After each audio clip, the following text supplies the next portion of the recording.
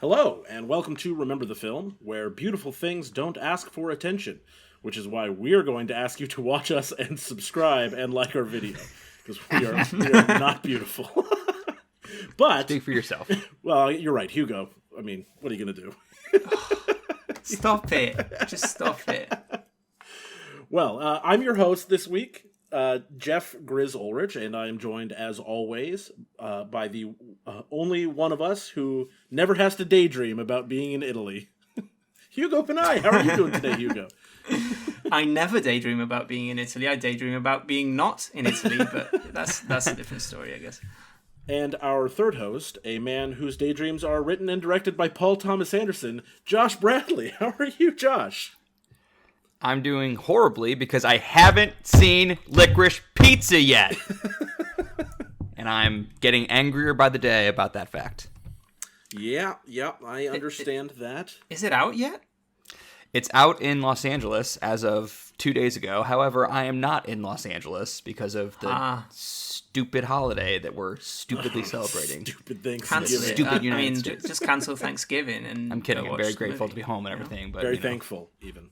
Yes. I will see Licorice Pizza on Tuesday as soon as the plane lands. Well, And I will speaking see of it in February. watching things, yeah, I'll see it in February when it's available on a streaming service or something like that. Because these days, for some reason, I used to get all these more niche movies would release in my area. I still haven't seen a single showing available for The French Dispatch. Ah, Oh, that sucks. Yeah, that sucks. That really sucks. I was really looking forward to that one. It's a good movie. I've seen it. I've been studying in Rome this year, and Rome has like 15 to 20 small theaters, so it's great. You get anything that actually releases in Italy, you can find. The problem is a lot of movies come out like a few months later, so I didn't. Is House of Gucci coming out in Italy anytime soon? It is. I think it's mid to late December. I'm not exactly sure. What Have you the heard date the is. batshit crazy things Jared Leto's been saying on the press tour about playing an Italian person? I have. No, but I imagine it's great.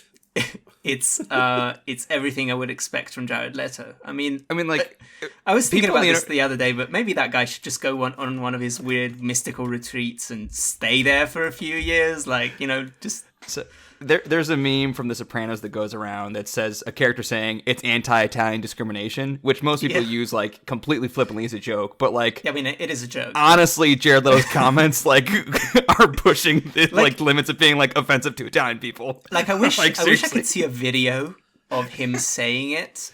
Because, like, from the transcript, because I know it's Jared Leto, so it's I'm sure he's being possible tongue-in-cheek, yes. It's entirely possible that he's completely serious about that, though. Like, he's like, oh, I was breathing Parmesan or whatever the fuck he's saying. My blood was olive oil. He said he was like snorting some Italian. I don't remember what he was Guys, snorting, but he said it his was blood was crazy. olive oil. Well, he does stay in character for his role, so maybe the problem is that no that one told him sucks. that's not how Italians actually are.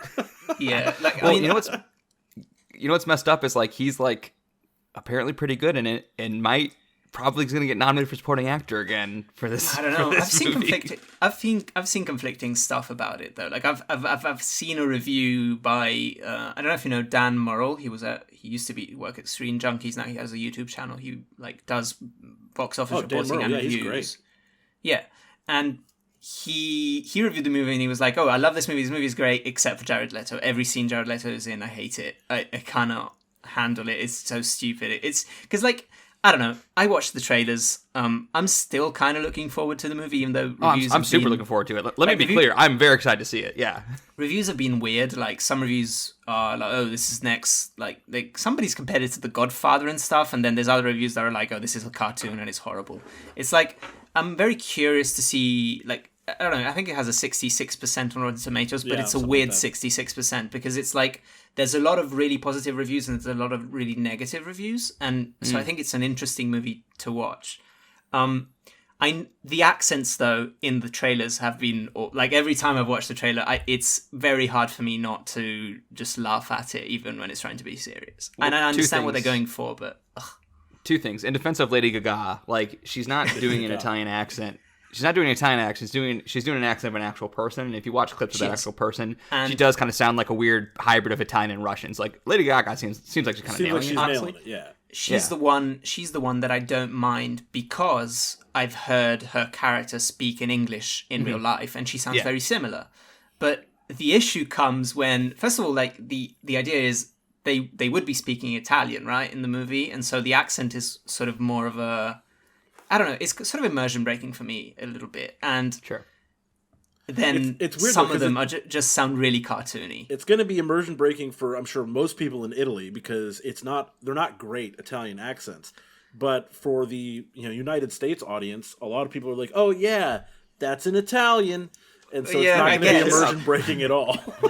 I mean, and the thing is, most people in Italy are going to see this in Italian dubbed anyway, so it won't matter. But for me, that I try to always watch everything in its original language. Because I think it's part of the performance part of the movie. I'm curious to see how it holds up for 2.5 hours. So I didn't actually know until you told me just now that it has a 66 on Rotten Tomatoes, but it seems to be a split of like very negative, very positive. That actually makes me more intrigued to see it because that reminds me of like the response to Wolf of Wall Street. Yes. Wolf of Wall Street only had like a low 70s, mid 70s Rotten Tomato score, but like you just said, the positive ones were extremely positive and the negative ones were extremely negative, and that's like one of the best movies of the last 20 years. IMO. So I mean, I'm not saying House of Gucci will be, but like that makes me a lot more intrigued to see it. You're a big fan of Ridley Scott as well, right? I wouldn't even actually call myself a big fan of Ridley Scott. I mean, The Last Duel, his other movie this year, is the best movie. It's still the best movie I've seen this year. I mean, we're going to talk in a second about what we've been watching recently. I've seen like a lot of the movies that are supposedly some of the year-end best movies, and nothing's topped The Last Duel yet. So, yeah. Well, so on that note, that is the next thing we were going to talk about. What have we been watching? We've kind of already been kind of talking about it, but more so about what we want to be watching. But so what I've been watching lately, I watched the Beatles Get Back documentary that just we've started it. Yeah, we started on Disney Plus. Fantastic. I mean, it awesome. It is long, but I'm a big Beatles fan, and so like I was already very hyped to watch it in the first place. But it really does provide some incredible insight into the ending days of the Beatles. Yeah. Grizz, do you know how old they are when they were recording this? When they're recording it, they're like 20-something. Like, yeah, John's 28 and Paul's 26, which just makes me furious. That they're like... they're geniuses. It's absurd. It's a little unfair. Yes. But, I mean, like, I really did love it. And I saw one funny review, though, like someone who didn't like love it as much as I did, but one funny review on letterboxd, they said... I can't wait for Peter Jackson to get back to making the best version of a movie instead of the most version of a movie. That's a fair observation. Because this whole documentary is 480 minutes. I saw a tweet from Mark Maron. He didn't even mention the documentary or mention the Beatles. He just tweeted without context, how many episodes in until they play a full song? Which I laughed at because everyone knew exactly what he was talking about immediately. But I watched that, and I also recently watched the new Home Alone movie, or whatever that one's called. There's a new Home Alone movie? Also on Disney Plus. Is this 5 or 6? This would be the 4th one, I think. Oh, okay. And it is awful. I mean, just a travesty. I'm so surprised. This movie is so bad, they had me rooting for the home invaders. It was real bad. Fair enough. I buy that. But so that's some of the stuff I've been watching. What about you, Hugo? Well, I've been really busy with university stuff, so I haven't really felt like, you know how sitting down to watch something new and challenging sometimes can be hard when you're too busy and tired. So I kind of did a lot of rewatches. Like I rewatched 4 of the Spider-Man movies recently with our friend Islam on Discord, which was fun. Which ones? We watched the Raimi trilogy, and then we watched the first Amazing Spider-Man movie, and we're probably going to watch Amazing Spider-Man 2 as well. I did want to say we're not very looking forward to that one. I'm trying to work through those movies with my girlfriend. She's never actually seen any of the Spider-Man movies, but she's seen most of the MCU movies except for the Spider-Man ones.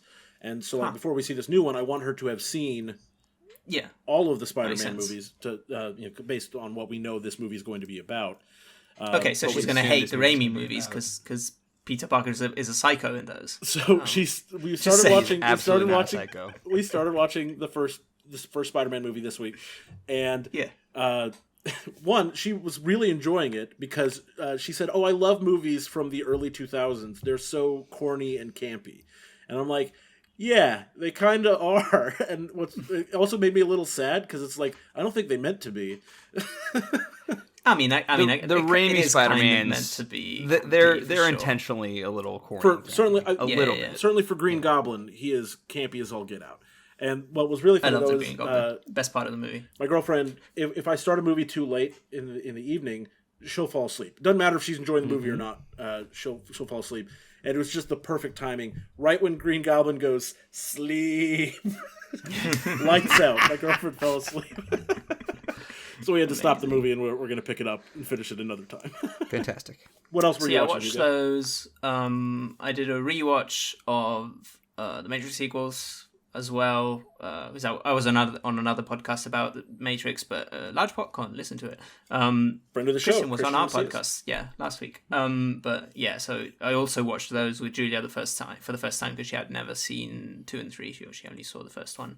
And new stuff. I did get to see The French Dispatch, good movie. 10 days ago or something. And also I watched Ghostbusters Afterlife, which I didn't get at all. I really don't understand why people are liking that movie, to be honest. It's to me, it's this is the definition of a weird nostalgia movie, but it's also kind of a kid's movie. And I'm like, what kid is very nostalgic for Ghostbusters in 2021? I don't know. I just didn't get it. Kids who saw the 2016, Ghostbusters remake. Yeah, I guess I don't know. It confused me. It left me thinking, who's this for? If it's for old school Great fans, if it's for old school fans and for people who have nostalgia for it, then why not make it a little more grown up, like the first one was? And if it's for kids, then why is it Ghostbusters? I don't know. It left me very confused. But people seem to be enjoying it, so maybe I just don't get it. What about you, Josh? First of all, this may be sacrilegious, but I don't really get why Ghostbusters is a big deal. Yeah, the original Ghostbusters. I get it's a nice movie, it's a fun movie, but the cultural footprint that movie's caused, and the ire at the 2016 movie is just wild to me. I also am very curious how the new movie would be received if the 2016 version didn't exist. If they really were cashing in on 30 years of nostalgia for the first time instead of for the second time in 5 years, if it would be received a little differently. Particularly because this one seems a lot more nostalgic than the 2016 one, having not seen it yet. But certainly based on the reviews, that's the case. Yes. Might have worked better. I've been watching. I'm rewatching The Return, Twin Peaks: The Return. Actually, I am 16 hours into it. I have 2 hours to go, and that has to wait until I get back to LA because it's Blu-rays. I don't have the Blu-rays with me, but I watched basically the whole first half of November. I was watching The Return every night. I rewatched Moneyball because I was actually on another podcast to talk about Moneyball. It's called Exit Through the 2010s. If you feel so inclined to listen to me talk about Moneyball, check it out. But new stuff. I don't know if I had seen French Dispatch last time we talked, but I've seen French Dispatch. I've seen Belfast. I've seen Spencer. Spencer's actually really good. I think I had low expectations for it, but I actually really enjoyed it. It's weird, but I think it's weird in an interesting way.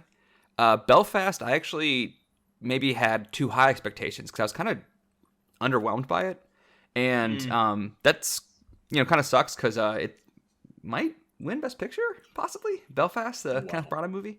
We'll see.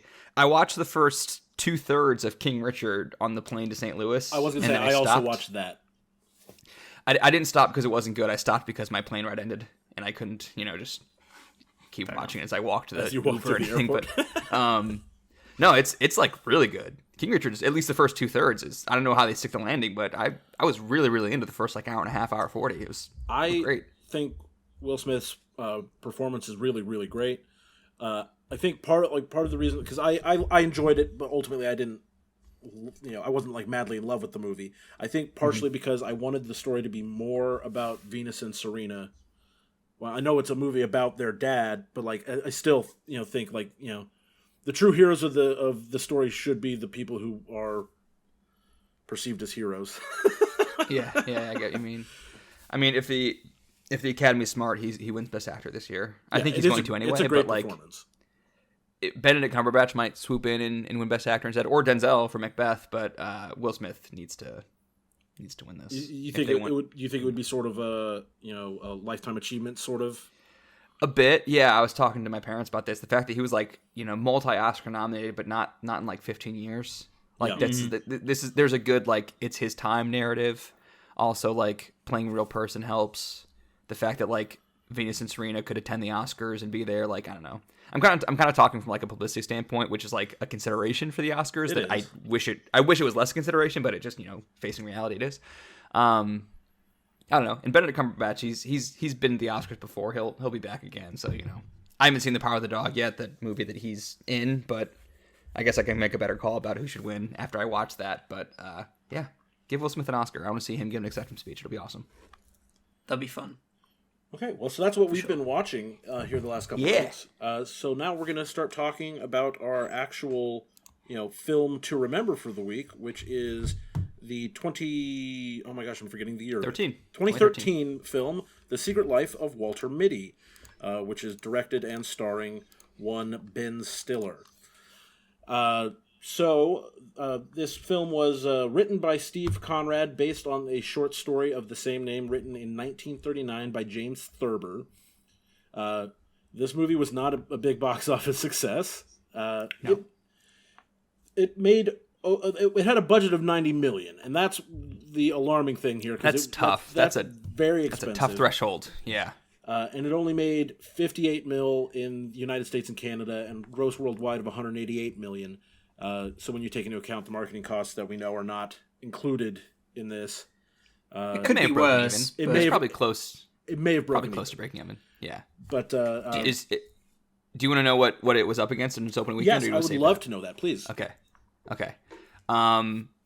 So it opened basically like Christmas. I have the numbers for Christmas weekend in 2013. I think it opened Christmas Day. So I don't know if these numbers include Christmas on a Wednesday that year. I don't know if these numbers include the Wednesday and Thursday, but regardless, for the Friday through Sunday of that weekend, it opened number 7 to 12.7 million. I mean, 12.7 million is good now. It was not as good in 2013, but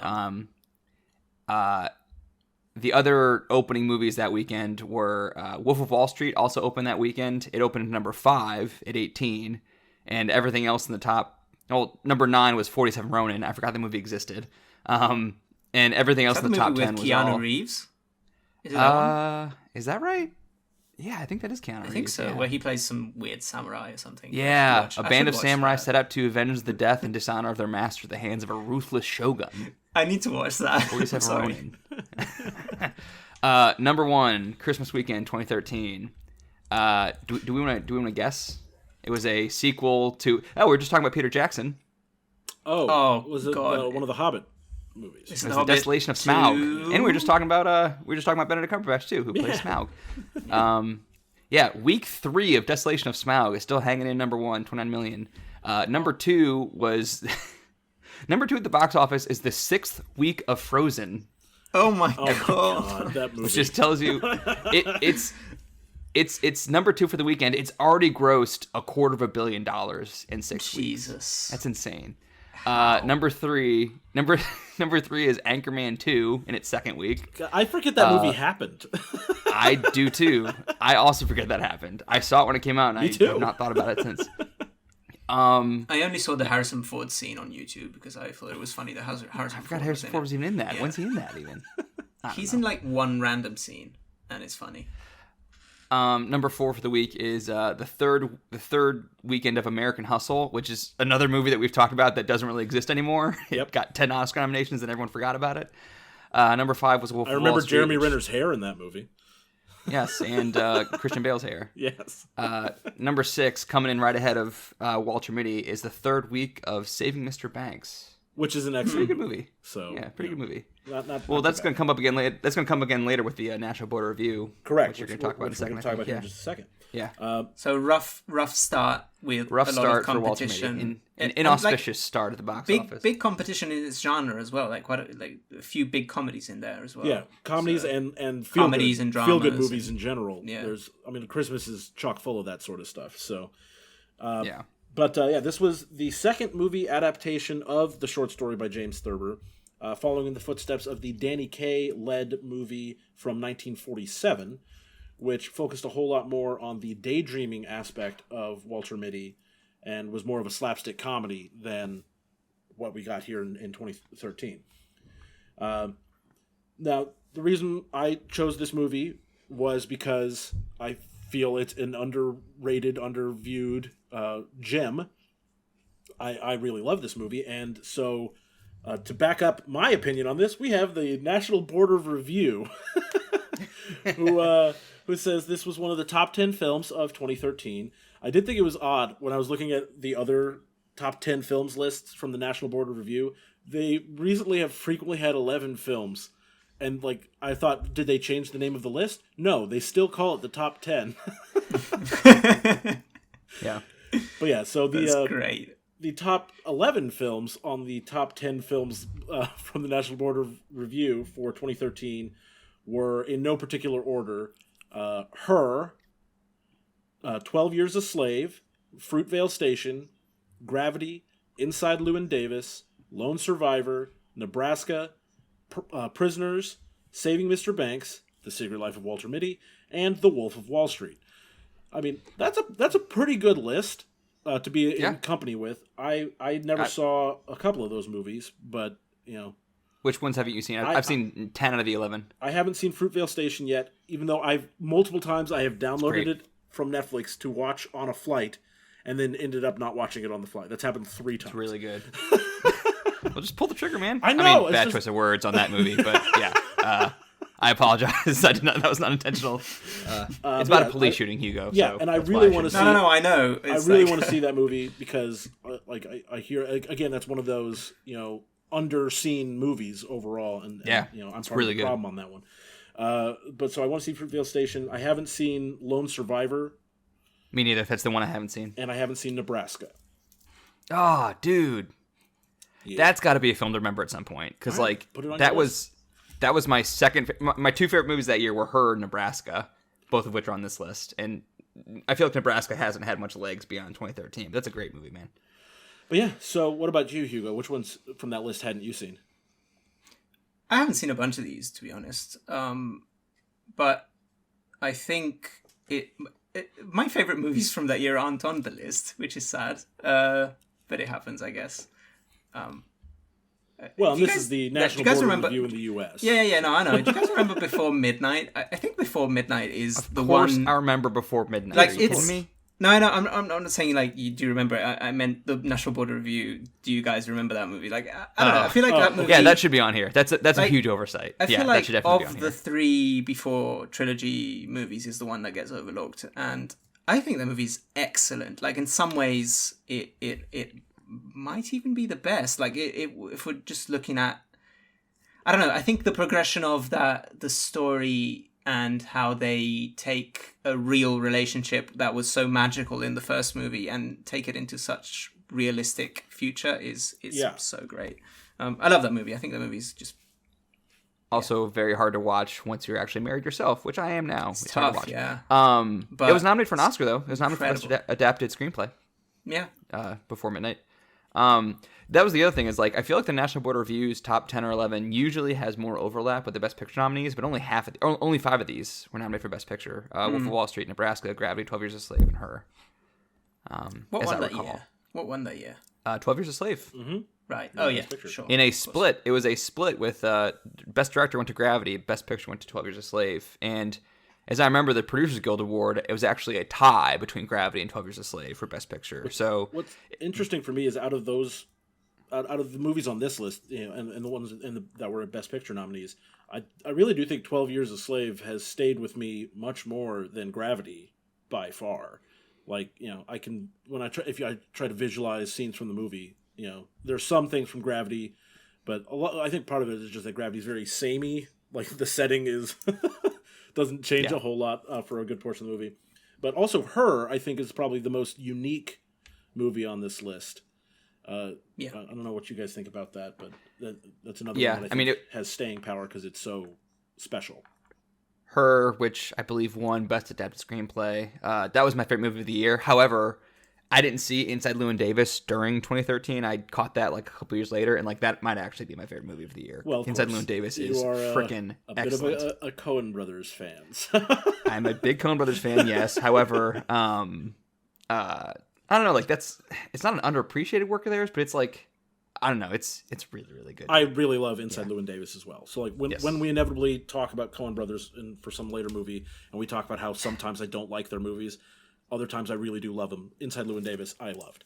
I'm kind of surprised to hear that, actually, given the content of that, given what I know you like and don't like, but that's good. That's good to hear. I mean, I think it's the music aspect of it, too. Yeah, great music, man. Yeah, really, I still, 8 years later, still listen to a lot of the songs from that soundtrack. Fantastic. And also, Adam Driver in that is so funny. Oh, so good.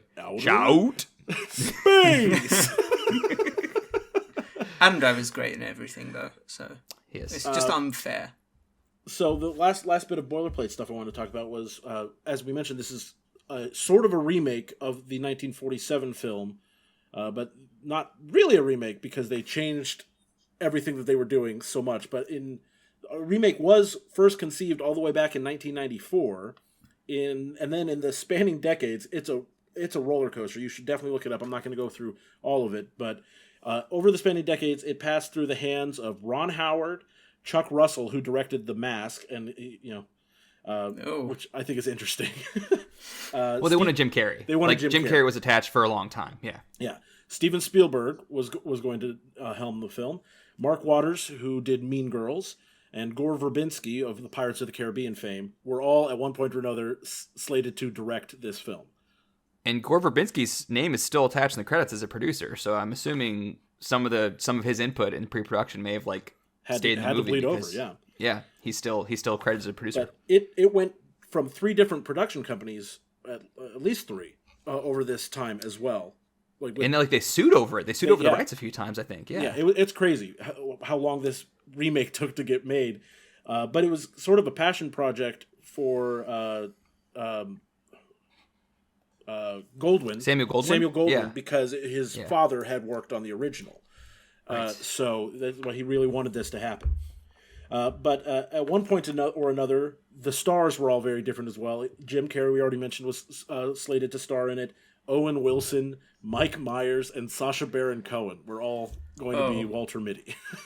I mean, I could see Owen Wilson and Jim Carrey pulling this off completely. Well, yeah, certainly the more modern Jim Carrey.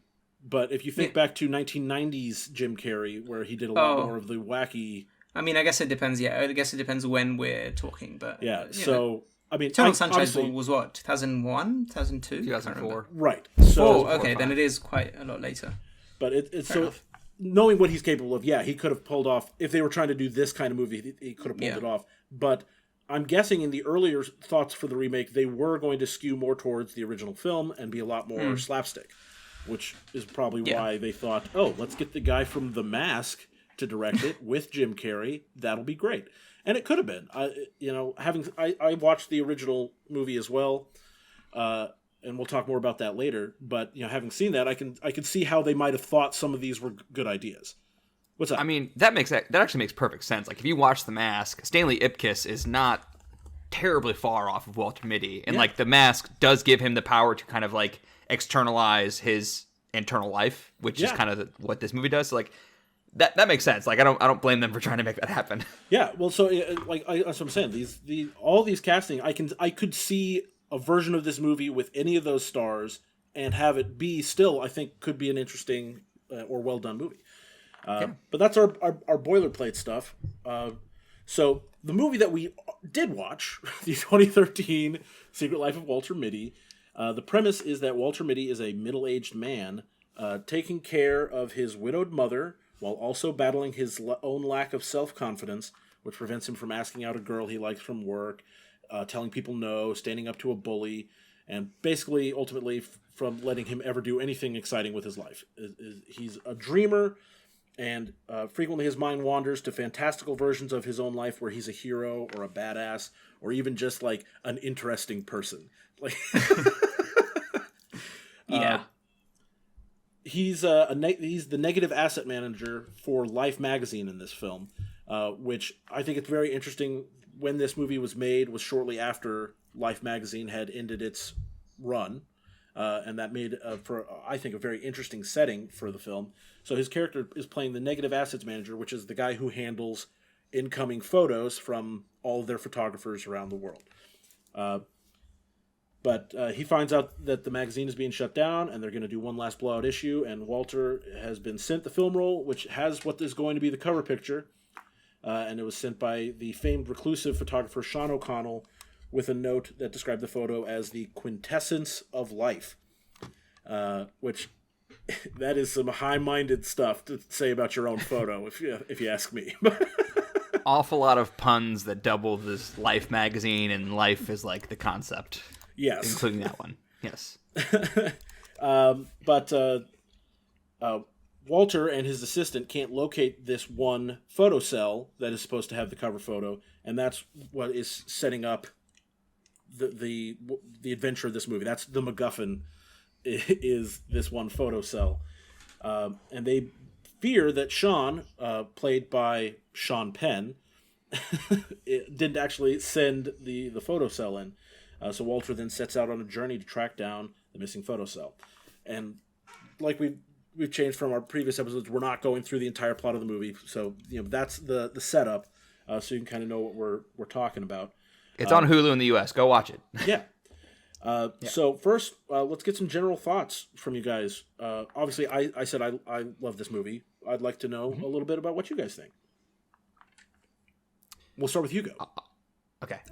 I really enjoyed it. I sort of went in, I think, thinking it was going to be something completely different. I guess just thinking, Ben Stiller is in it, Ben Stiller directed it, it's probably going to be more of a comedy than it actually is. And it surprised me in that way. I was expecting something more comedic, more slapstick, and it surprised me in a really positive way. Like I really enjoy the dramatic aspects of it. I think it's a really nice journey of self-discovery.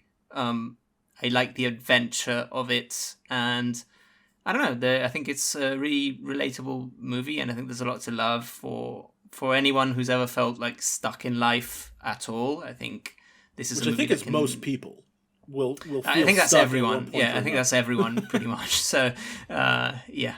I really enjoyed it.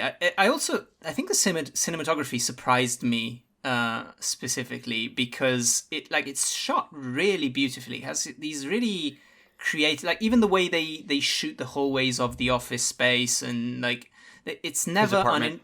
It's never uninteresting to watch, which it's one of my major criticism with a lot of comedies and a lot of American comedies. They often just they just kind of do this one camera, A camera, B camera, and they're just people riffing and saying jokes. Lightly edited improv, as and Tony Zhao says. Yeah. And they look a bit flat, and I think this one has a lot of visual storytelling that I really appreciate. Like I like how the office is so grey and sort of boring, but at the same time there are things in it that are full of life. I mean, it is the office of life. And then when he does go on the adventure in other countries, the cinematography changes depending on where he is and the lighting, and it I don't know. I think it's really well made, and I really enjoyed it. What about you, Josh? I also really enjoyed it. I liked it. I didn't love it, I guess is the shortest way to say it. So Hugo mentioned cinematography. So when this movie came out, I was spending a lot of time on Reddit, and less so nowadays, but back then I certainly was. And I remember Reddit really loved the cinematography in this. So that was the one thing I remembered about the movie is apparently the cinematography is good. And it is. I think it's more of a production design thing than a cinematography thing. Like the locations they go to are incredible and breathtaking. I think that also like Hugo, I'm not sure I knew exactly what this movie was. I knew it was about a guy who has a boring life but has a vivid imagination. And that's kind of like the first 40 minutes. Yeah. And then it kind of changes into something else. And I think I actually enjoyed those first 40 minutes more than I enjoyed the beef of the story, which kind of becomes you mentioned the MacGuffin, Grizz, but it's more than just a MacGuffin. It's more just he was just here, you just missed him, now he's over there. And then Walter, when he goes over there, and you just missed him, now he's over here. So it's kind of is like that, and I don't enjoy that as much, but it's very Super Mario Brothers. Sorry, Mario, your princess is in another castle. But overall, I really enjoyed it, and I like Ben Stiller, and I think if you like Ben Stiller, you're gonna like this. And I also, at the very least, I really appreciate what the movie's going for, and whether or not we can talk later about how well it gets what it's going for. But yeah, overall, I really enjoyed it. Well, so for me, the cinematography is one of the highlights for me. And a lot of it is the production design. It would probably be pretty hard to screw up making the Greenland scenes look incredible, making the Iceland stuff look incredible. You know, like you'd be surprised. Well, yes. I mean, I'm sure you can screw it up, obviously, but you know, those settings are so beautiful that if you just light it properly and shoot at the right time of day and stuff like that, you're going to get some at least interesting looking shots. Is basically my point. But in addition to that, I also like we were talking about the way they shot things inside the smaller spaces, inside the offices, inside the apartment, and even in some of the public spaces, like when he's waiting for the train and he daydreams. I mean, it's simple stuff, but I always love it when I really like that stuff. Actually, that stuff is really cool. When the focus is not on like whatever you're supposed to be looking at isn't center screen all the time. And that's something they teach you in photography, and it's very much a film basics thing. But it looks great. What do you got, Josh? Stuart Dryburgh is the cinematographer. I want to say his name because we're praising his work. Stuart Dryburgh. Stuart Dryburgh. And so in addition to the cinematography, though, you guys know I'm a sucker for a story about like a feel good story. I just and that's what I like about this movie is that like Hugo says, you relate to it. Everyone feels like they're stuck sometimes, but this movie is about finally getting out of your own head and getting out of your own way and going out and doing something. And sometimes it is as easy as just taking the first step. And so there's a really powerful moment in this movie, and it's one of my favorite scenes, and we'll talk more about our favorite scenes later, but when he finally makes the jump to go get on that helicopter in Greenland. Like, yeah, you might say the first step was flying to Greenland, but really that's not a hard decision to make. It's like, okay, well, I'll fly to Greenland. It's an airplane. I've been on airplanes, not a big deal. But getting onto a helicopter with a pilot that is drunk to go fly out into the ocean, and that took some courage that until this point in the movie, Walter Mitty has not shown, except in his wildest dreams. But on the topic of Walter Mitty, let's talk about some of the cast of characters and the performances there. Obviously, the lead is Ben Stiller as Walter Mitty. What do you guys think? We'll start with Josh. I think he's perfect. Sorry. Oh, okay. My thoughts are very brief. I think he's perfect for this. I think he's able to portray the sort of the multiple aspects of the character very well. I think he's really good at being this down and out, shy guy, but he's also exuberant enough to pull off like the fantasy scenes and the daydreaming scenes so well. And yeah, he's really likable as well. So I think he's perfect. Which is interesting to me because I agree. He's eminently likable in this movie. But you think back to a lot of Ben Stiller's more popular performances, he's not usually a likable guy. Like the ones that people remember him for, like people remember him for a lot of stuff, but Heavyweights, Dodgeball, I forget which Adam Sandler movie it is. Is it Happy Gilmore? Happy Gilmore. Bullies, yeah. Bullies. Happy's grandmother. Check the name tag. You're in my world, not Grandma. He plays a jerk really well, and so it is really cool to see him in this sort of role where he's kind of an everyman. What did you think, Josh? Well, to that point, even like the movies where he's like not a jerk, they're usually pretty cynical or barbed. Like Meet the Parents is like not the nicest movie, Yeah. And this movie's really, really nice and uncynical, and I like that about it. And this character's really nice and uncynical, and I like that about it. Tropic Thunder too, also very, very cynical in a lot of ways. So Ben Stiller himself, I think that the Walter Mitty character on the page, I have some criticism about the writing, but his performance is really good. And like to your point, Hugo, it's interesting to like Ben Stiller kind of is right in the pocket of like a guy that like when you first see him, he kind of does look like the nerdy office kind of guy, but like people forget that he's actually like pretty handsome. And like you can make him pretty handsome. So like the contrast of how he looks at the start of the movie versus the end of the movie, like it kind of just is like how I see Ben Stiller in general. I'm like, oh yeah, he's like a nerdy dude with big ears, but he's actually, he can clean up nice, you know. And I think he's good. He's good in this. Even if the writing is, I have some questions later. Okay. What do you think about his performance, Grizz? Well, yeah, like I was saying, he pulls off that everyman thing really well, but like you were just alluding to, and actually not just alluding, stating outright, by the end of the movie, he is a rugged, handsome man, and like he physically transforms in the role as well from a schlub into a stud, and that's more than anything, it comes from his self-confidence that you see carried throughout the movie. Like if Indiana Jones decided to become lead singer of the Strokes, as Patton Oswalt said. As Patton Oswalt said. That's a great line. That's a fantastic line, and I love that character. We're definitely going to talk about that character here in a little bit. The supporting cast on this movie, I think, is excellent. I love that none of them, save for Sean Penn and Shirley MacLaine, are huge names. They're big. Like everyone, you're going to see these people and you'll be like, oh yes, I recognize them, I know them, but they're not going to overshadow Walter Mitty, which I think is important in this movie, especially at the beginning of the movie when the whole point of Walter is to kind of look overshadowed while you still care about him. And so I think the casting is very important in that regard, and I think they kind of nailed it with there's none of these people are too hot. None of them are too, ugly looking. Like it's just, everyone is not distracting. I don't know. Does that make sense? Yeah.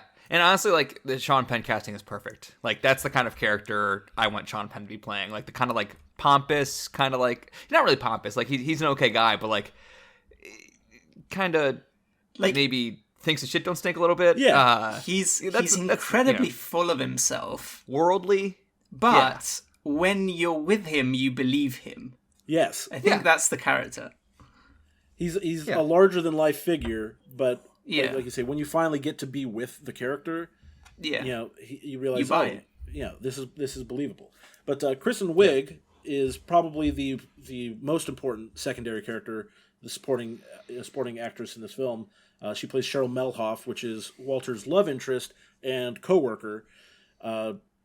I really like Kristen Wiig in this movie. I think more so because, not necessarily because her performance is that incredible, but because of what you know her to do in her other roles. On Saturday Night Live, in Bridesmaids, she's wacky and loud and doesn't strike you as the kind of person who could play this subdued character that Cheryl Melhoff is. And she is perfect in this movie, honestly. Like it ends up being like just a really good, like I buy into why Walter likes her and why she might like Walter and that whole dynamic they have. But also I think Kristen Wiig is perfect because when she appears in the daydream sequences, she gets to turn on her Saturday Night Live, for a little bit and do some wacky stuff. What did you think, Hugo?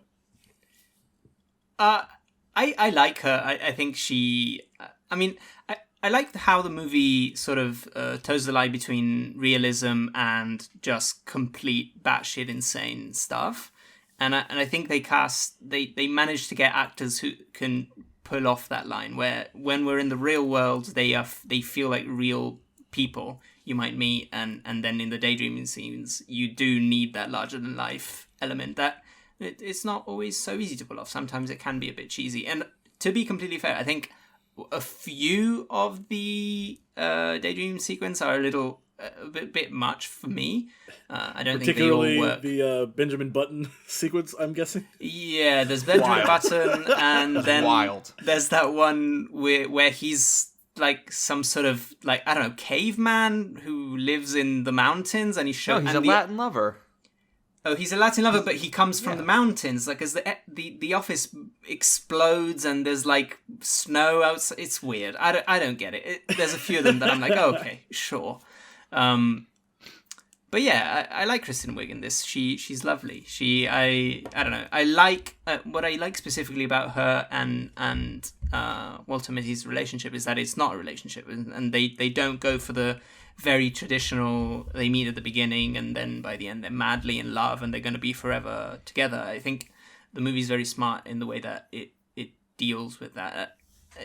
I don't know. We'll talk about it when we get to talk about the ending, but because I don't think it goes in the normal sort of rom-com route with that kind of stuff. Like at the beginning, his main motivation is sort of to be able to finally speak to her, but by the end, I feel like that's not it anymore, and I think that's why it works better for me. We'll talk about it. Okay. Well, I think Kristen Wiig is good in this. She's very charming and very likable, but I also think like anybody could have played this part. Like it's not asking a lot of her. It's kind of just like, be friendly and be kind of cute. But yeah, I also have some questions about the progression of their relationship, like where it begins and where it goes. So anyone could have played this part. I agree that anyone could have played the role of Cheryl Melhoff in reality, but with the silly stuff in the in the daydreams, do you think like you could have put a non-comedic person into this role and have those work? Well, unless the question is, did the daydreams not work? Well, how many? So she's in the first fantasy where he comes out of the building. She doesn't have a whole lot to do there. She just basically reacts to him. Yep. She's in the Latin Lover fantasy. She's in the Benjamin Button fantasy. Am I missing one? Or is that it for her fantasies that she's in? Oh, I think that might be. She sings. She sings. Space Oddity, which is I think not silly, but no. Yeah, I mean it's really the Benjamin Button one, I guess, is the main one that she's, as you said, busting out her SNL chops. But I also think that one seems a little out of place, maybe. Yeah. And I will say, I guess that one. Reviews I read on this movie, like from like major reviewers, that was one that came up regularly. It's like, this one fantasy, I think, was a bridge too far. Well, I think some people liked it though. Like I also read some it. reviews. Yeah, some people liked it. Some people there's really a line in the sand drawn by that fantasy. Yeah. I really like the joke. I have that Benjamin Button thing where I'm sort of become a really shriveled old man. I don't know. I haven't seen the movie, so I'm not quite sure. I really like that joke because that's not how Benjamin Button goes at all. But then the sequence is just so. It's just a bit much. I don't know. And I don't know, because I bought into some of the crazy ones, like the superhero fight that they do at some point. Like that stuff works for me because it makes sense at that point, I think, in the movie thematically, because it's like life is being, turned into a website only, and there's this corporate restructuring thing, and he might get fired, and this guy's being an ass to him. So I get it. But some of the other ones just feel, okay, this is happening, sure. She was in one other one that we forgot, the one where he jumps off the bridge into the building because there's an explosion. No, and he rescues I mentioned that one. one. Yeah. Oh, was that one? I mentioned that one. Okay. Yeah, she's at the end of that one. I like her delivery in that one because it's, she plays the fake damsel in distress in a very comedic way, which I kind of love. But yeah, overall I think Kristen Wiig is good. I can see where Josh is coming from, that it's not most of the role is not asking a lot of her. In some ways, I kind of appreciate that the role isn't like super dramatic, because not everybody is super dramatic, I mean, honestly, like I kind of like when like the silly SNL people get to play kind of just like a straight-laced romantic lead. Yeah. I'm thinking of Bill Hader in Trainwreck, where he's like very much the straight man, and again, just like a romantic lead. And he's awesome in that. I really like him in that. And so I mean, give these people a chance to play that kind of thing. Yeah. I guess. The next two people I'm going to name, Catherine Hahn and Adam Scott. Love her. Love him. Yes. Catherine Hahn most recently is in everyone's mind from WandaVision, the Marvel TV show. But obviously she's been around for a while. Again, plays a lot of these supporting comedy roles. And she's excellent in this. She plays a great wacky sister to Walter. And Adam Scott plays a dick. And which is fun in comparison to his most prominent role as in Parks and Rec, where he plays Ben, and Ben is a stuffy guy, but he's a friendly, likable guy for most of the show. In this one, he plays Ted Hendricks, the manager for the transition, and he's just an a-hole the entire time. Here, he's more in his Step Brothers mode and his The Good Place mode. Yes, exactly. Yeah. They kind of plucked this character out of Office Space and put it into this movie. Like he I feel like even in the more realistic setting of the movie where we don't go into the daydreaming, he's always sort of a little higher than he's a little over the top compared to the rest of the characters, but it kind of works because it shows this very corporate weird mentality that he has, and I like him. I think he's very punchable, which is what he's supposed to be. Very punchable, and made all the more punchable by his little cadre of office bros that blowing smoke up his butt all the time.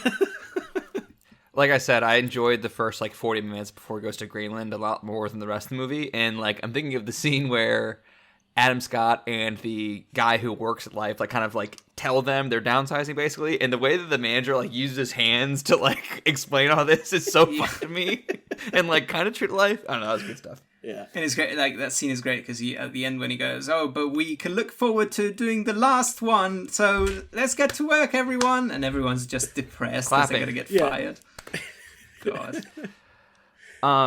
Catherine Hahn is awesome in everything, and I'm really stoked that WandaVision kind of brought her to more people.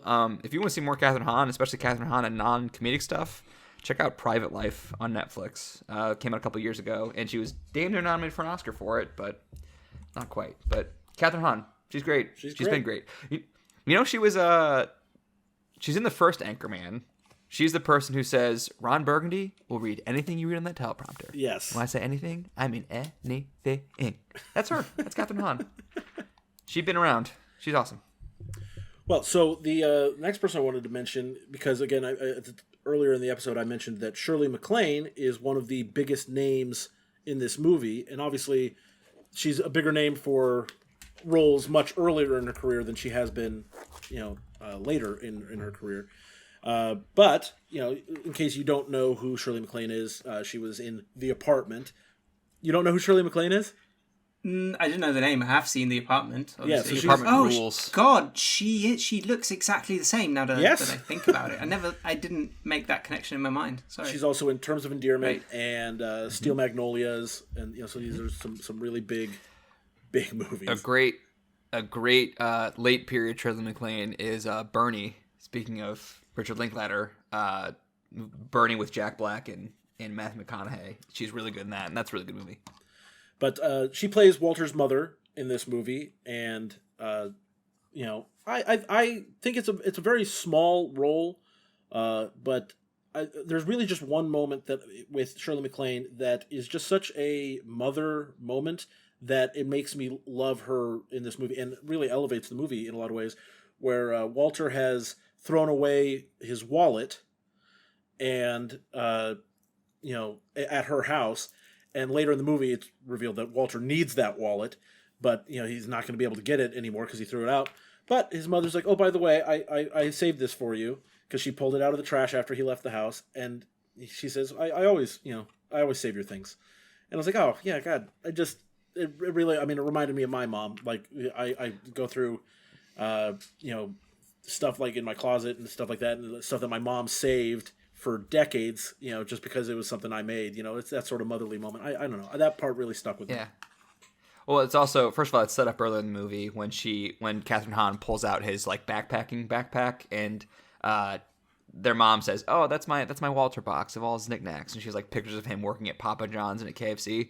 And I also completely agree that's a very true moment. In fact, I'm home right now for Thanksgiving. My mom was showing me art projects I made in 4th grade that she still has, asking me if I want them, and I'm like, no, I don't want them, but I'm glad you have them. Yeah, it's one of those things you don't ever actually want it, but you love that it's there, that they thought to save it. Yeah. What did you think of Shirley MacLaine, Hugo? She's lovely. She has a weird offbeat vibe to her that I really enjoyed in the film.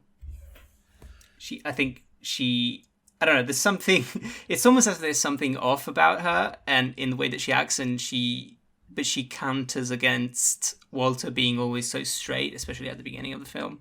And I really enjoyed it. She's quirky. We got 2 more actors that I wanted to talk about from this movie that I just think are incredible. Sean Penn as Sean O'Connell. We already talked a little bit about it, so we don't have to dwell on him too long. But I do love that Sean Penn is in real life sort of a reclusive, larger than life kind of actor. Like he's always in the news for saying something ridiculous or doing something ridiculous. And that kind of fits this character of Sean O'Connell, who's out, climbing mountains to take, one picture in just the perfect light, and or flying around, or not taking the picture, or not taking the picture, light. which is also I think is a great moment. But yeah, so we can. I love that he sent the telegram. That telegram's really funny. Yes, the old guy. They sent a telegram. The oldest guy I've ever seen. And you see this, and the way they show the old guy is like he's looking around all confused as if he doesn't even know where he is. That's fun. That's good stuff. We talked about that earlier. Did you have any other thoughts on Sean Penn as Sean O'Connell? No. Okay, well then I said them all. We'll dive into my favorite, honestly, my favorite character in the movie, Patton Oswalt as Todd Maher, or I forget how he pronounces it, who is the eHarmony customer service rep that Walter calls at the beginning because he tries to send a wink or a like, I forget what it was, to Cheryl on this dating app. He only joined the dating app because he heard she was on it. And then Todd, as played by Patton Oswalt, spends the rest of the movie trying to get Walter to fill out his profile and calling him to follow up with him to say, hey man, did you want to add anything else to your profile? Oh, hey man, you got some interest. People are into you now. And I just love all those interactions because Patton Oswalt plays this kind of character very well, where he's just lovable and friendly, and I just kind of like the idea of a character that he's going above and beyond for Walter for no reason other than he seems like he's a good guy. What do you guys think of this character? Well, I love Patton Oswalt always, and like when his voice popped up, I immediately knew who it was. Yeah, I am well familiar, and I was hoping he'd show up, and he does, and it's great. It's funny, but also like it's a good, I guess, structural thing to like give like progress reports on Walter's character. Basically, like the times that he talks to him on the phone, like ostensibly Todd is calling him to update his eHarmony profile, but he's basically just kind of like tracking his progress in his journey to become a more interesting person, I guess. Which that works pretty well.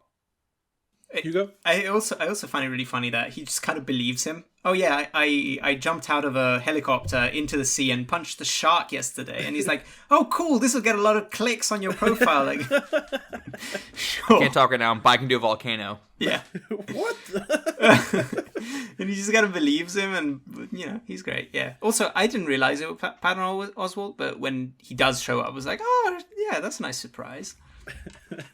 And it is, Patton Oswalt has, all those funny conversations, but really does have the big moment where he comes to the airport to vouch for Walter because Walter has gone on a trip to Afghanistan, and he's not going to be allowed back into the country.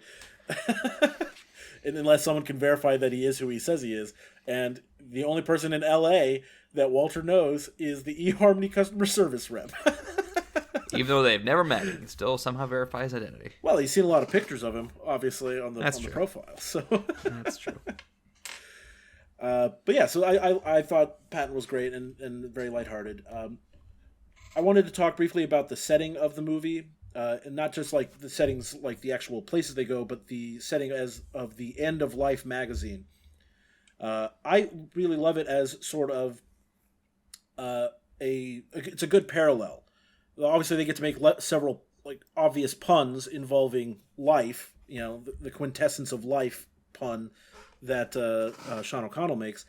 But I think it's a really cool setting because the movie is about Walter ending one period of his life and venturing out into a new period of his life. And that's paralleled by the end of Life magazine and the beginning of Life online. I think that's a very simple but poetic parallel that I really enjoy. What do you guys think of this Life magazine setting?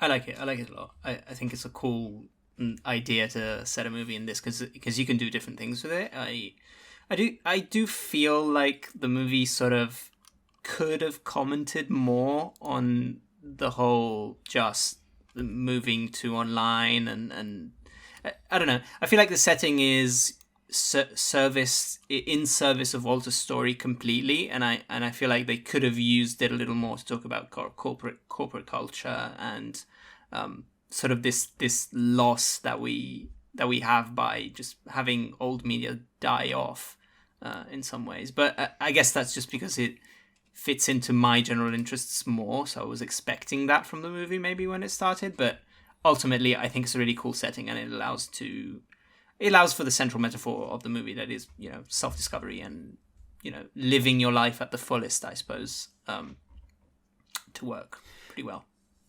I think there's maybe a few too many life winky puns. Little not even pun. It's not even a pun, but the quintessence of life, that's the meaning of life, the motto thing, and they do say the motto a lot. Yeah, and it is a beautiful motto. It is, but when he first walks into work, there's a shot of him walking into the building. It says the Time in Life building, and I'm like, oh, that's kind of cool. That's a nice little detail. And then I didn't realize at the time he worked at Life magazine, and then I just got pummeled with these nice little details over and over and over again. So I don't know. I like it, but it's I don't like to criticize subtlety or lack thereof, because it's a relative thing for people, but. I personally could use a little more subtlety, I guess. Yeah, and I can see that. I appreciate it because it is a very simple, thing for people to understand, but might be a little too simple for people to grasp. But I enjoy that a lot, and I do think I really like the motto for Life magazine, and they may have shown it a few too many times in the movie, because it's in the wallet. They show it as he's going through the airport. And, it's on the screen a lot. It's his final interaction with the evil corporate guy. Yes. He says, do you even know our motto? And he's like, life. It's great. Sure. Life, I'm loving it, is what he says. Yes, life, yes. I'm loving it. Funny joke. But yeah, I mean, it's probably forced on you a little too much. But I do like the look of those scenes where the words are on the ground in the airport or on the wall behind him. So I think that the enjoyment I get from those counters it being so ever present in the movie. So the other main reason I wanted to talk about this movie is because I love the themes of this movie. And so, I mean, we've kind of touched on it, but the self-confidence and self-actualization, taking that first step. What did you guys think of the way they tied in, the adventure, the imagination, leaving your comfort zone? What do you think of that full product? This I guess would be a good time to ask, do you think they achieved what they set out to achieve with these themes? I'll start with Josh. Yes and no, I guess. I think that, I think the problem is with the Walter Mitty character himself. That's my problem, at least. In that he begins the movie unable to even send a wink to Cheryl on his e-arning profile. His hand hovers over the mouse to click, and he has to rev himself up just to send a wink on an online dating profile. And then he just approaches her and talks to her at work 15 minutes later without too much impetus. And I'm not sure if that tracks, if there's I didn't really see the progress there, I guess. And once he does that, he's kind of set, that was the biggest hump he had to do, is just speak to her. Take that step, yeah. And that's the big step. And I kind of, maybe I just had the wrong expectation, but I kind of thought that it'd be more to it than that. What do you got? I kind of think that, I mean, and maybe I can see how this would be a problem, but my reason for why I don't think it's a problem is that he has to talk to her for his job. She's the person that he has to speak to get the information that he needs to find this asset, and he has to find this asset. So it's really not about, I have to talk to her because I'm into her. It's, I have to talk to her because I have to talk to her. And so that's why I feel like, and maybe it's a little convenient, but it didn't rub me the wrong way. I guess what it all seems to happen kind of quick. He goes from how he is in the opening scene and how he is pre-credits before, even in how he is in the whole first 10 minutes.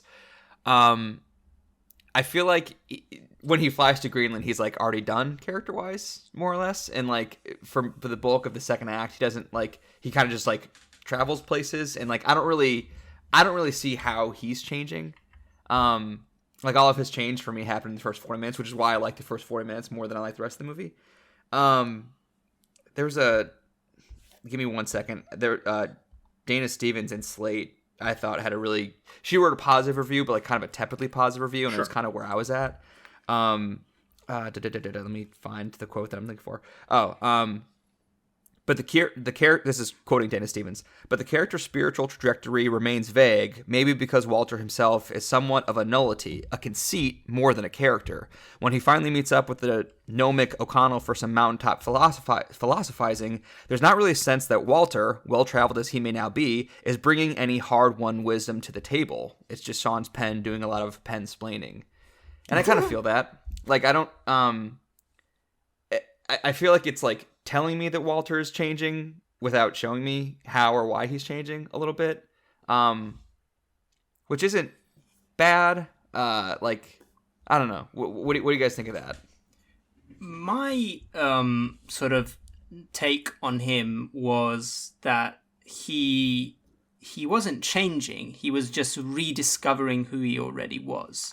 And that's why it didn't necessarily bother me how... Well, I mean, I agree with you that the going from, I can't even send her a wink on this website to talking to her and being very charming, honestly, is a little quick in that sense, in terms of at least of the way that he acts. But I think in terms of who he is in the movie, he was that person before, and he still is. He just had to sort of repress himself because of the situations that he was put in. I think we'll talk about our favorite scene, but one of my favorite scenes is when he's on the phone with her while he's in Iceland, because he explains this thing where he's like, my whole life changed from one day to the other because my father died, and I had to just get a job and sort of put, I got a haircut and got a job. And I think that's a very good metaphor to say that he always was that person. He used to be adventurous. He used to be more of a charming individual. And I don't know. And I feel like the movie is just him in a dire situation, which is, life is going online and he might get fired and he really needs to get this photo. He sort of gets that spark that he always needed but never found to go back to the person that he was. What gives him the spark? What's the impetus to have him change his life again? To me, it's the fact that I'm not really sure, I think, is the problem. No, I get it. I get what you mean. But I feel like it's a combination of. I agree. There's no one thing specifically, but I think it's a combination of the crisis that he has in his personal life, because not in his personal life, but in his professional life, because he might get fired. There's that whole situation, and she gives him a very simple pep talk where she's just like, oh yeah, just go and almost do it. Flippantly. She's like, just fly to Greenland. Fly to Greenland. You can do it. It's your job. He takes that to heart. And I think it sometimes, I feel like in real life, moments that maybe give you motivation aren't always sort of a big, giant speech, dramatic moment. And I feel like for me, it worked in that sense, because it's not, I don't know, there's no one moment, but the simplicity with which she says, yeah, just do it. Go ahead and do it. She doesn't know that internally he's so repressed and he never does anything. Like, she just thinks, you can do that. You can do it. And he sort of believes her, I guess.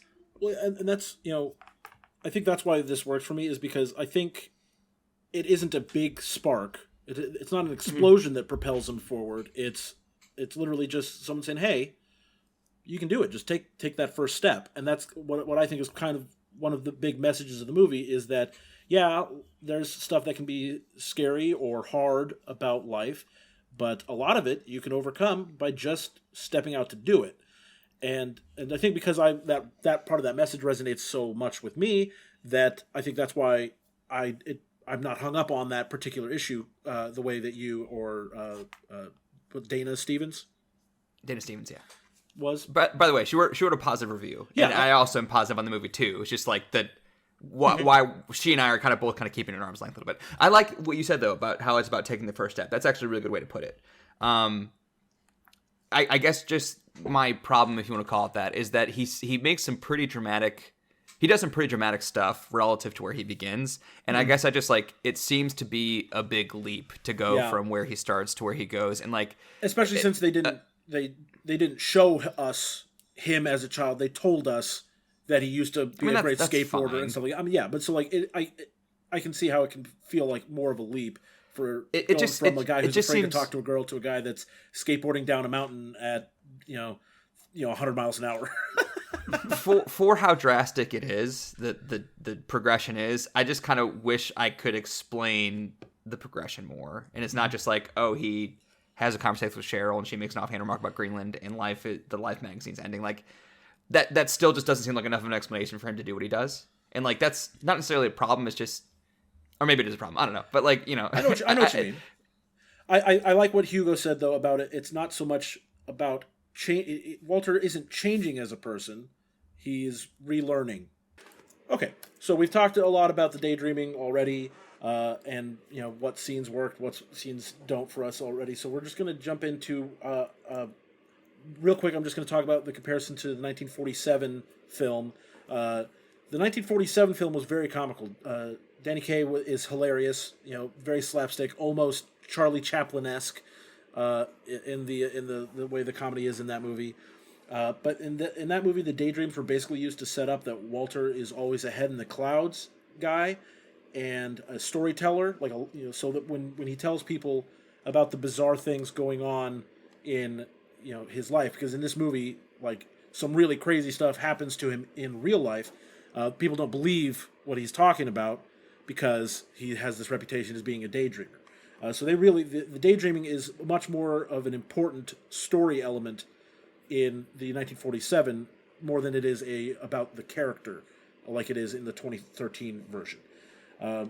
They kind of drop it after about 50 minutes. Yeah, which I think the point in the 2013 one is they drop the daydreaming because he's out living and he doesn't have to daydream anymore.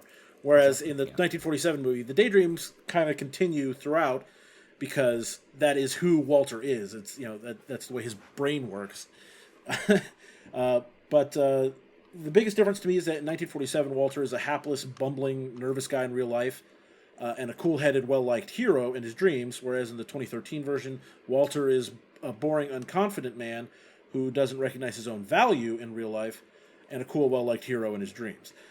So basically, the difference is that instead of being a bumbling idiot, like in 1947, they made him more of the everyman in 2013. So the last thing I want to talk about before we go into ending is just our favorite scenes, and then we'll talk about the ending and we'll rank it. My favorite scenes are when Sean and him meet up on the mountain face to face for the first time. That's good. And Sean, is basically he's up there to take a photo of a snow leopard. That is really hard to find because they're very rare species. And he has been set up here for who knows how long that Sean O'Connell's been set up here.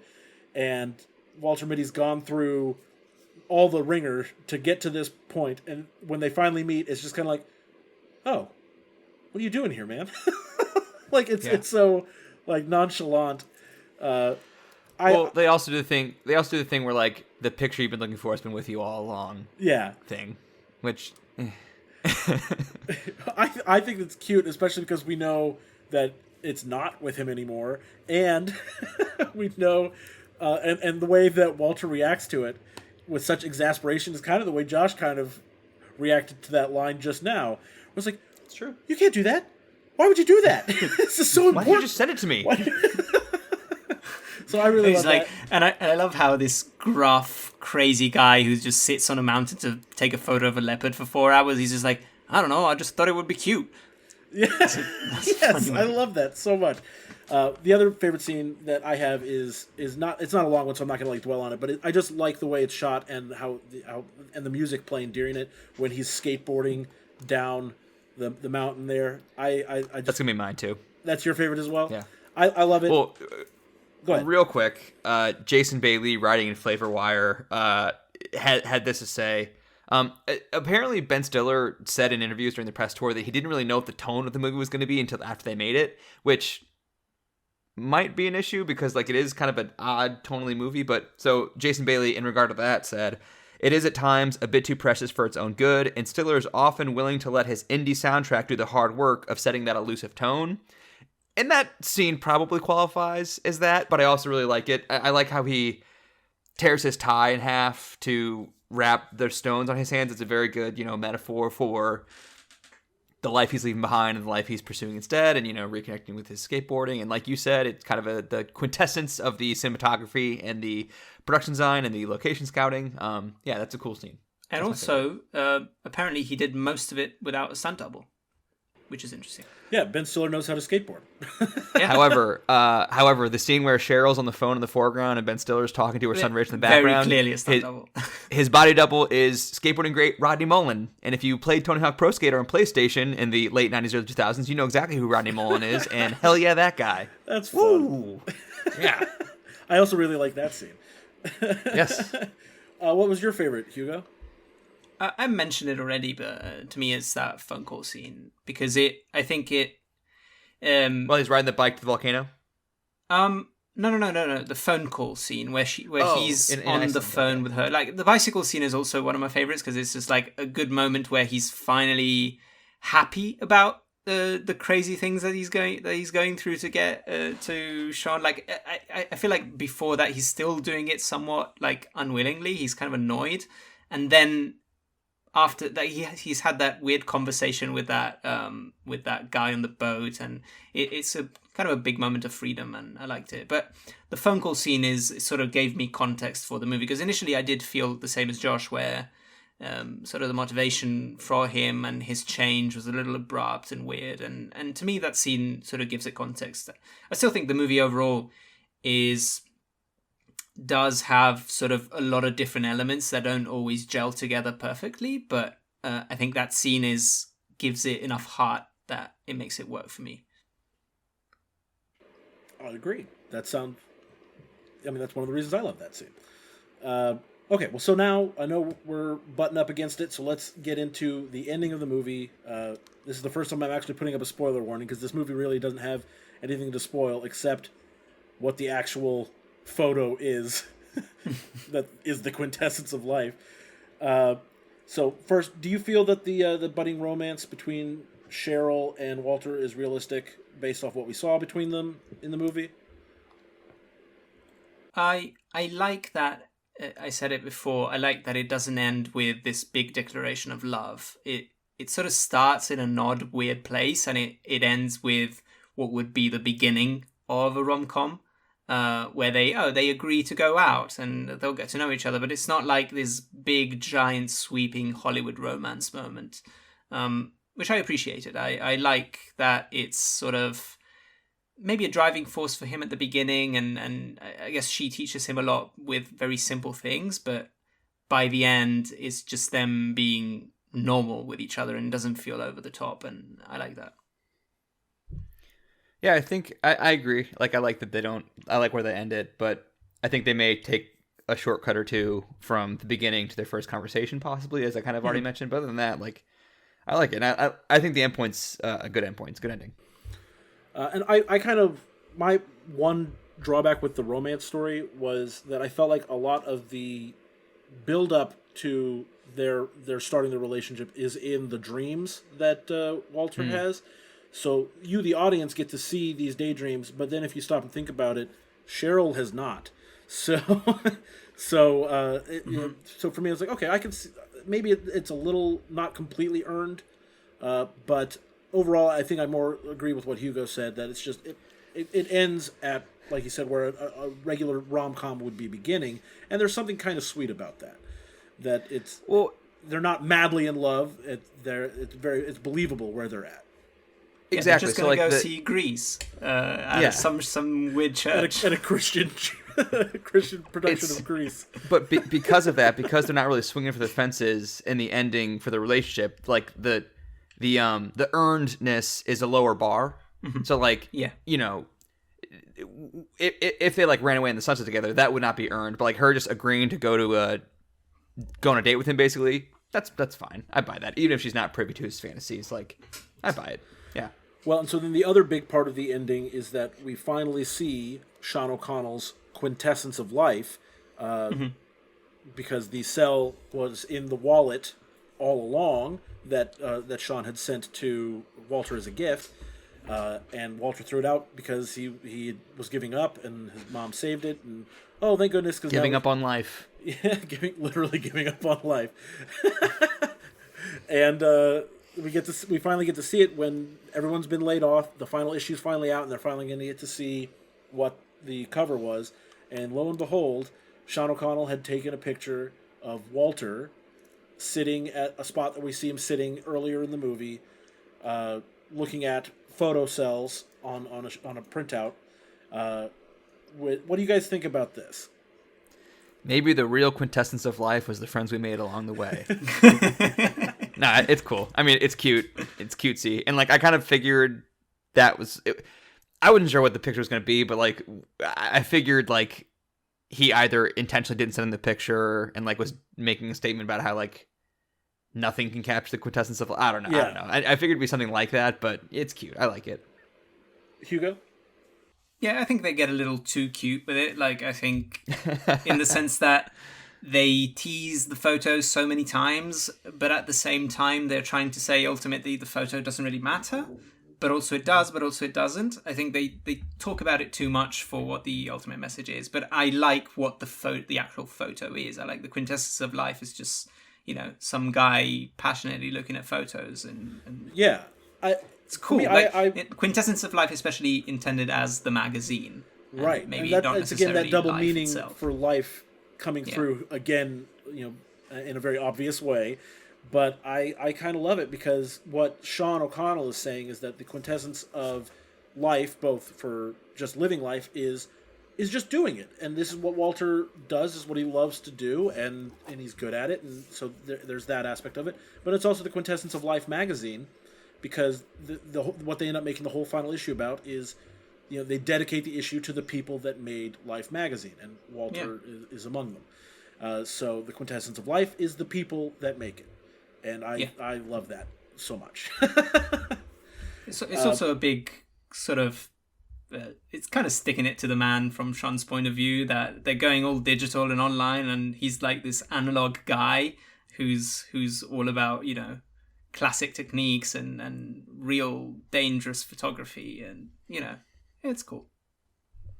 Well, so that's The Secret Life of Walter Mitty, a feel-good movie if there ever is one, and one of my favorites. So now we're at the point in the show where we rank the movie. So in our Film to Remember rankings, I'll go ahead and start with Josh. Josh, where do you want to put The Secret Life of Walter Mitty on our ranking?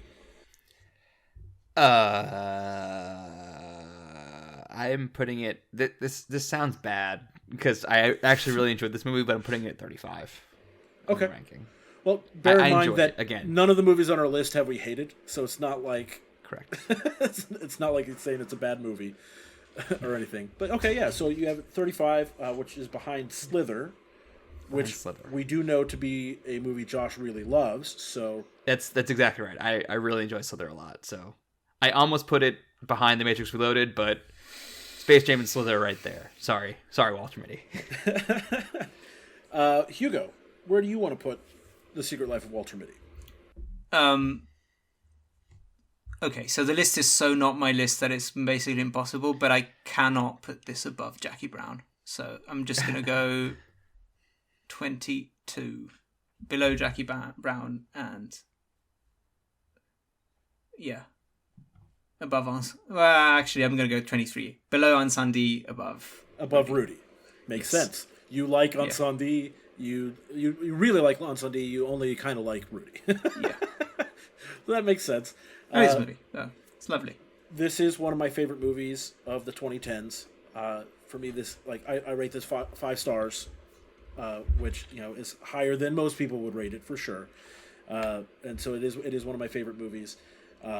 And so for me, I would put it at number 15, just below Your Name, which we've established is one of my absolute favorite movies of all time. So I couldn't really put it above that. So that averages to 24 and a third. So does that mean we put it right behind or right in front of 127 hours? Right behind. I'll leave that up to you guys. Right behind 127 hours. I would say. So it's at 25. So number 25 on our list, the The Secret Life of Walter Mitty. Sweet. We have not decided what we're watching for our next film to remember, but that's okay because you can just follow our Twitter at RTF_pod and be on the lookout for a tweet when we've decided what we're going to watch. Is it my turn? It's my turn to pick? It is. I mean, I guess you can decide right now if you want to. Nah, I'm not going to do that. No, I'm not. But yeah, so that's going to do it for this week. Where can we find you on the internet, Hugo? At Hugo_Pinay and Hugo Pinay on letterboxd. So you'll find me. Josh Bradley, where can we find you? On Twitter, at the Sloop Josh B, new handle, trying it out. On YouTube, Movies I Love, and so can you. And check them out. Check Hugo and Josh out on their respective podcast appearances that they mentioned earlier in the show. What were those shows again, Hugo? Large Popcorn. And Josh? Exit Through the 2010s. And you can find me on Twitter at Good Game Grizz, on Twitch at Good Game Grizz, on letterboxd at Good Game Grizz. Just search Good Game Grizz, it's probably me. And as always, we'd love if you could please subscribe. If you're watching on YouTube, subscribe on there. If you're listening on a podcast service, go ahead and subscribe on the podcast service so that you'll get each episode as we release each additional episode. And you know it'd be really great. Hit that bell. Give us some reviews and and share your thoughts, and we would love to hear that. But yeah, so that's going to do it for this edition of Remember the Film. Please join us next time for our next episode. Bye.